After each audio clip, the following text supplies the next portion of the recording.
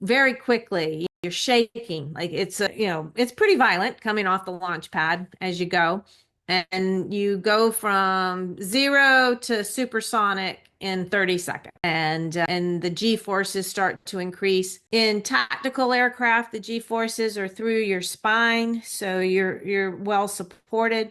But in the space shuttle, you're lying on your back, so the G forces are through your abdomen and you get squished. And so that's kind of uncomfortable. And for the space shuttle, you would increase up to 3 Gs until about 2 minutes when the solid rocket boosters would jettison off. And then you'd go back to slowly increasing back up to 3 Gs. The whole launch to orbit is 8.5 minutes long. It's pretty quick. But the last 2 minutes, you're 3 Gs with, it feels like a elephant is sitting on your chest, basically. And I remember looking at the clock to figure out how much longer before the elephant gets off. And then there's points in the launch where there's a breath of relief, like when the rockets come off successfully, because that's where Challenger was lost, was right before the solid rocket boosters detached. And then everybody's like, okay, I can breathe now.